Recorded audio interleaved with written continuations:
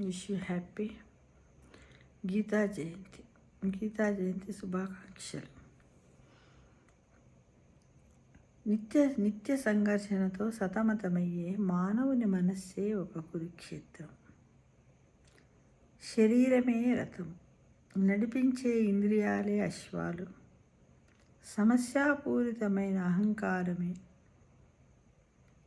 అర్జునుడు, పరిష్కారం చూపే బుద్ధి వివేకమే కృష్ణుడు అని మనమందరము తెలుసుకోవాలి మిత్రము. ఎందుకంటే కురుక్షేత్ర సంగ్రామం లోపల అర్జునుడు యుద్ధము చేయనని అన్నప్పుడు శ్రీకృష్ణ భగవానుడు మనము చేసే కర్మఫలాలు ఎప్పుడో నిర్ణయించబడి ఉంటాయని, అన్నిటా తానే ఉంటాడని, ప్రతి చోట తానేనని, తప్పకుండా నువ్వు యుద్ధం చేయాలి, నీ ధర్మాన్ని నిర్వర్తించు అని శ్రీకృష్ణ భగవానుడు అర్జునుడికి గీతోపదేశం చేశాడు. ఆ రోజు నాడే గీత పుట్టినరోజు. దాన్నే మనం గీతా జయంతిగా జరుపుకుంటున్నాం మిత్రము. కాబట్టి ప్రతి ఒక్కరికి కూడా గీతా జయంతి శుభాకాంక్షలు తెలియజేస్తున్నాను. ప్రతి ఒక్కరు కూడా, అంటే మానవ జన్మ ఎత్తినటువంటి ప్రతి మనిషి మేధావి కాబట్టి, అన్ని జీవరాశులలో ఉన్నతమైనటువంటి వాడు మానవుడు కాబట్టి తప్పకుండా ఈ గీతా పుస్తకాన్ని చదివి గీతలో ఉన్నటువంటి పరమార్థాన్ని అర్థం చేసుకొని తన జీవితాన్ని సుఖమయంగా సన్మార్గములో నడిపించి అందరికి ఆదర్శప్రాయంగా ఉండాలని ఆశిస్తూ ఉన్నాను. మరి ఒకసారి విష్ హ్యాపీ గీతా జయంతి. ప్రతి ఒక్కరికి కూడా పేరు పేరున గీతా జయంతి శుభాకాంక్షలు.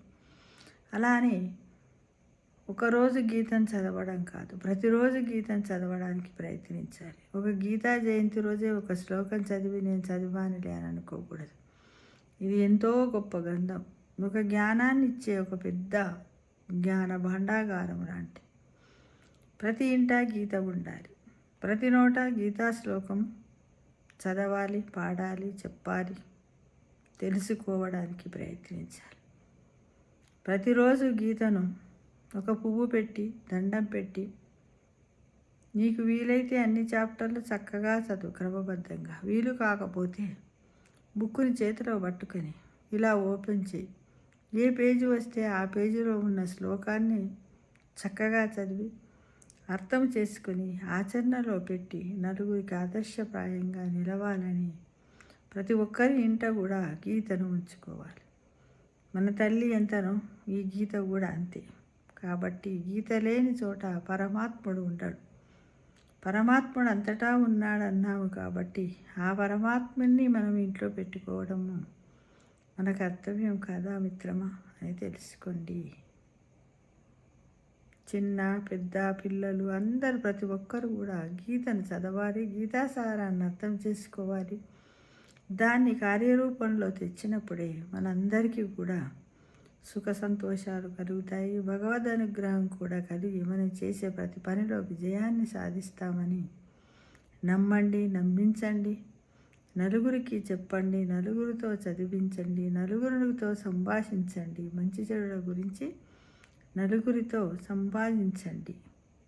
సంభాషించినప్పుడే అది నలుగురికి గీత యొక్క మహత్యం ఎంత గొప్పదో, అది జీవితాన్ని సన్మార్గంలో నడిపించడానికి మనకు ఎంతగా ఉపయోగపడుతుందో, ఏదైనా సమస్య వచ్చినప్పుడు మనం ఎలా ధైర్యంగా ఉండాలి, ఎలా ఎదుర్కోవాలి, అందరిపైన ఎలా జాలిగా ఉండాలి, ఎలా కరుణతో ఉండాలి, మర్యాదగా ఉండాలనే నైతిక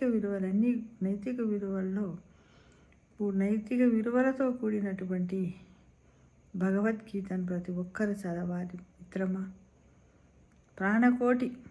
అన్ని ప్రాణకోట్లలో భగవానుడు ఉంటాడు, అన్ని చెట్లల్లో ఉంటాడు, ప్రకృతిలో ప్రతి చోట ఉంటాడు, మనలో కూడా ఉంటాడనే విషయాన్ని మనం నమ్మాలి.